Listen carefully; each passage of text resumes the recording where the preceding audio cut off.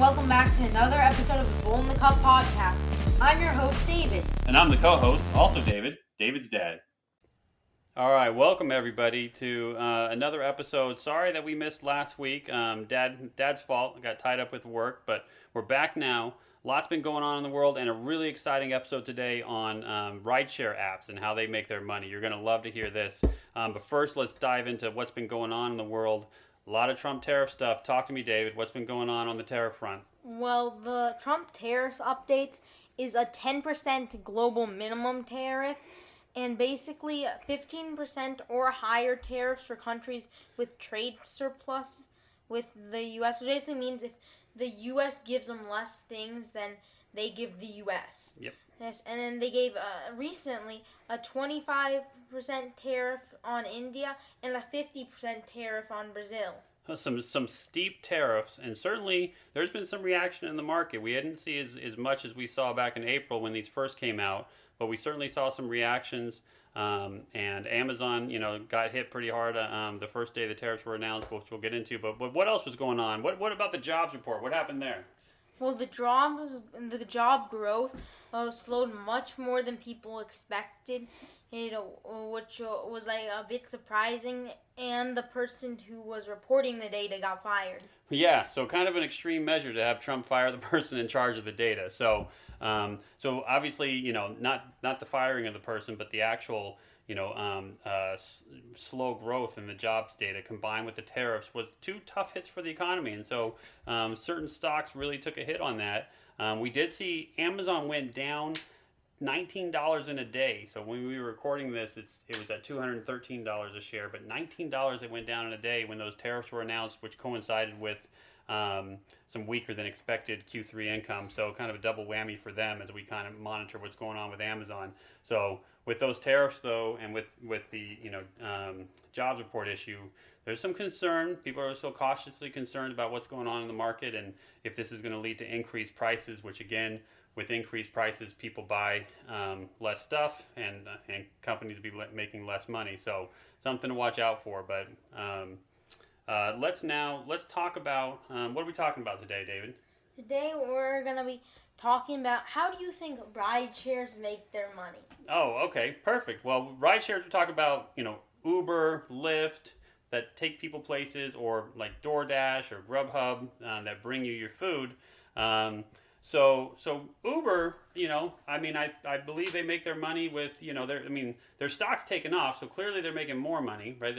But they make their money by taking a percentage of whatever is charged for a trip. So if I take a trip to the airport and it's $70, not all that goes to the driver. A portion of that goes to Uber. Do you know how much? Well, the really surprising thing is going to be much more than you expect. Around only half of the money goes to the actual driver. And we'll explain how this is about. So, they say around 15% goes to Uber and, the first thing for, them running their app and stuff.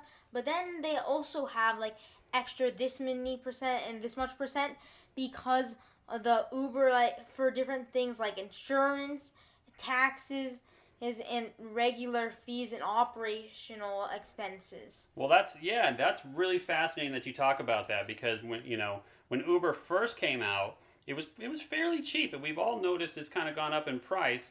But when it first came out, a lot of people were raving about working for Uber. They're like, "Oh my gosh, I can not only can I have a flexible schedule, but I'm making some great money working for them." And over time, we've seen a lot of complaints of people saying, "Gosh, I'm barely making a minimum wage with some of these trips," and it hasn't been as lucrative for the drivers. And that's just what you're saying. While they're only taking maybe, we're taking 15 to 20% for the company, they're taking another big chunk and saying that's for their operating expenses and different other line items. So it leaves, like you say, well under half going to the driver. So certainly we want to tip those drivers because they're dependent on those tips. But look what that business model changed it to Uber. What's Uber's share price per share on its stock now? Well, Uber's share right now is around $90 a share, and it's up $28 a share since the start of the year. Yeah, so that's quite a bit of growth from Uber because we're not being critical of them. It's a brilliant business move. Is to you basically early on in a company you saturate the market by lowering the price of your service and you track drivers with good pay. So now you're dominating the market. Once you dominate the market, get rid of the or eliminate the taxi industry or minimize it. Minimize other competitors, then you can raise your prices, raise your profit share that you're taking, and of course the stock's reflecting that. Perfect. So any other thoughts on Uber's business model changes and updates?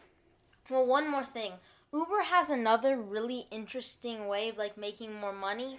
Basically, in Uber, they tell you a drive, and then you can accept it, right? Oh, if you're the driver. If you're as the driver, your crew Uber, and you accept it. You might actually not get the drive if you accept it, because if multiple people accept it, it's a popular area, they make you without knowing what other people offer to get paid the least amount of money for the drive, and basically giving Uber more money, and whoever gives the least amount of money will basically get the ride. The thing is, you don't know what other people are giving for their drives. You have to go as low as you're basically willing to go. It's a savvy move on their part to try to get I don't like it because the drivers are getting paid less, but it's a savvy move from a business standpoint to try to get more profits in their pocket and get drivers to do the job for less. This is part of what we want to do when you talk about investing in a company. You want to learn how they make their money and how they manage their costs. So that's why we're deep diving in some of these. So what about other ride shares? Let's pivot over to how we get some of our food delivered these days. Let's look at DoorDash, Dave. How does DoorDash make its money?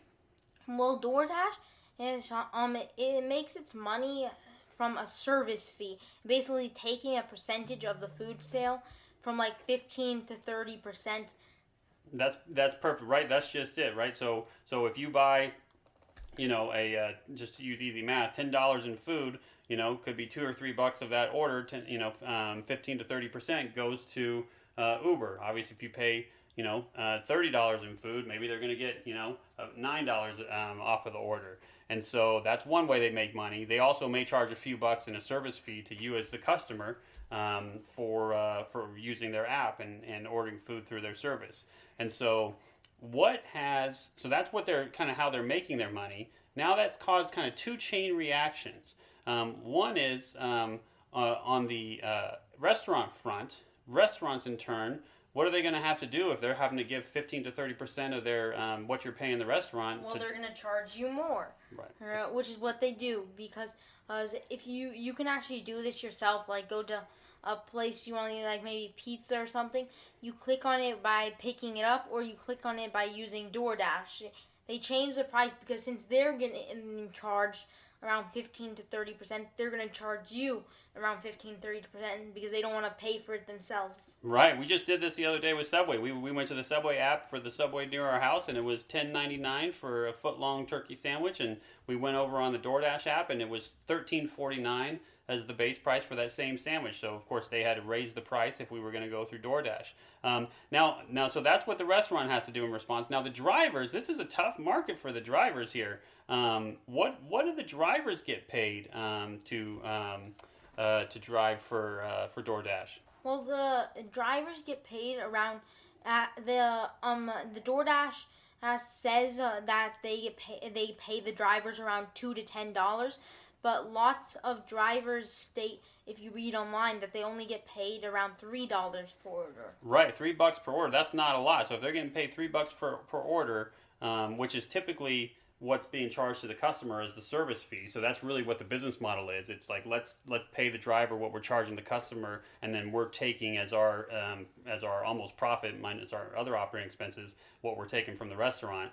But that's not a lot of money for a driver. If he's getting $3, he's really dependent on that tip. If the tip is only $5, he's now made $8 total on this order, and $5 is a pretty normal tip for a food delivery order. So $8 is certainly not minimum wage, and he's got to do a couple drives just to get to minimum wage in an hour. So tough road to hoe for the drivers, but but it is fascinating for us to watch. And so DoorDash, what do you think the stock is for DoorDash at the moment? I'll pull it up now. I would go with around a bit less than Uber, with around like $60. May surprise you, $281 a share right now for DoorDash. So clearly the market's responding positively to that business model, and so that may floor you. So I don't know. That's a little high for me for that model. The Uber price may be something a little more palatable. But all right, let's get to our stock game, Dave. What we left off last time with the telecoms. I had AT&T. You had Verizon. AT&T went up about 20 cents over the course of the 10 days break since our last podcast. How did Verizon do? Verizon went up around $2, so not from $40.80 to $42.73. So not a big jump for either company. I was expecting more of a difference because of like earnings reports and everything, but not too big of a jump. But I still won. You did still win.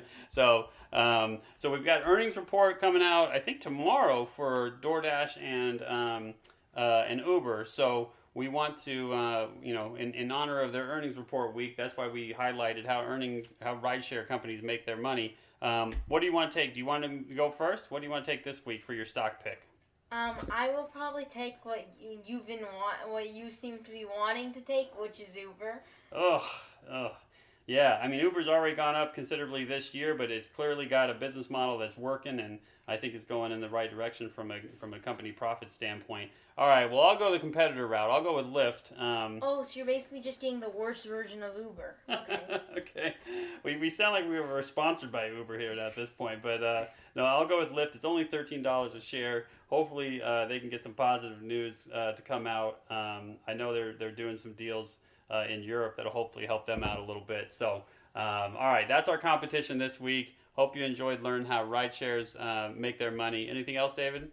No, I think that's all. We'll see you next time. Bye.